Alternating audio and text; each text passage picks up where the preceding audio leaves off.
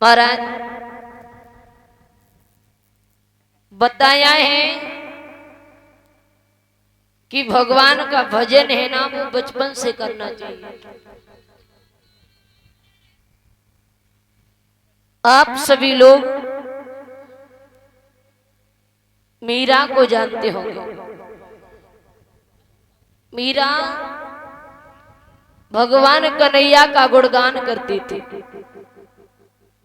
ऐसा नहीं है कि मीरा जब बड़ी हो गई तब उसने भगवान का नाम लेना शुरू किया हो।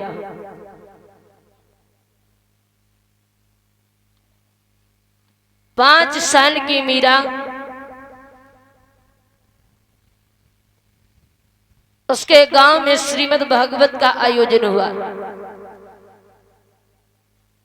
पंडित जी कथा सुना रहे थे। संध्या का समय हुआ तो पंडित जी ने ये पूछा कि किसी को कुछ पूछना तो नहीं है ना, हम आरती कराएं? तो सभी ने हाथ हिला दिया कि कुछ नहीं पूछना।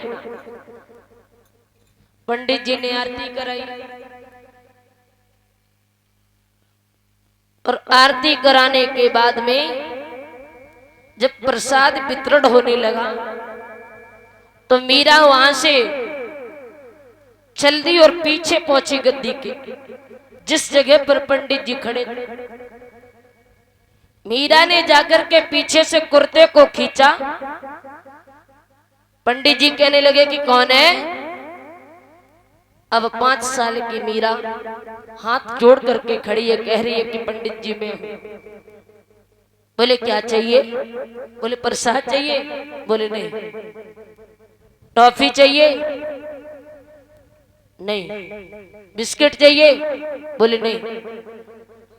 पंडित जी कहने लगे अरे मेरी माँ, फिर तुझे क्या चाहिए? मीरा हाथ जोड़ करके कहने लगी पंडित जी, जिसका आप गुणगान कर रहे थे, जिसका आप अभी बखान कर रहे थे, वो दिखने में कैसा है और मिलता कहां है? पंडित जी कहने लगे मीरा,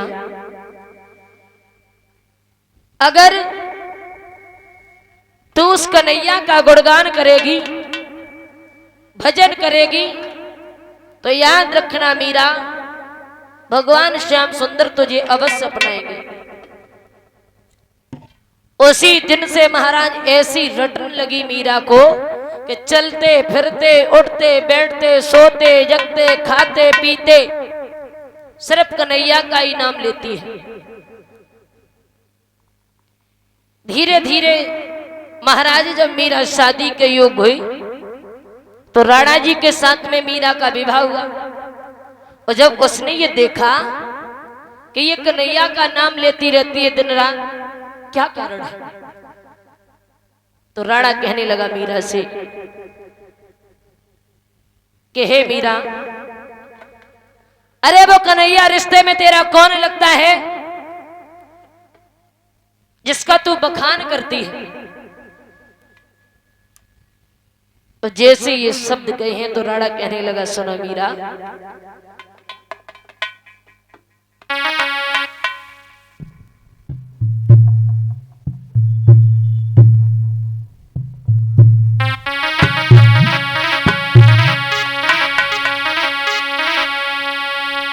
कि क्या लागे नंदलाल मीरा तेरो क्या लागे?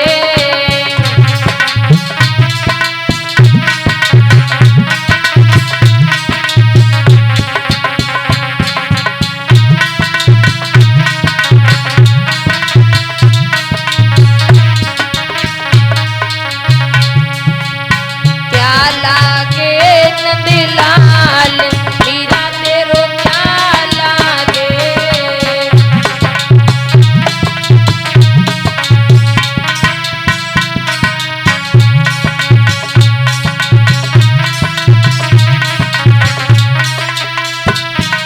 कह रहा है राणा,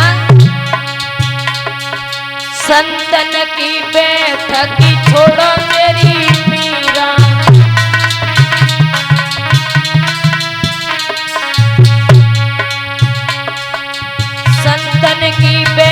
की छोड़ो मेरी मीरा।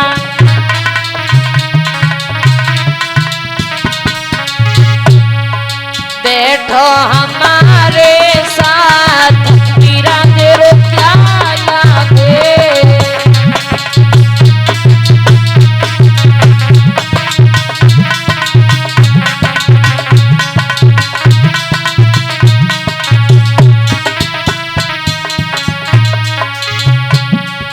तुलसी की माला छोड़ो मेरी मीरा।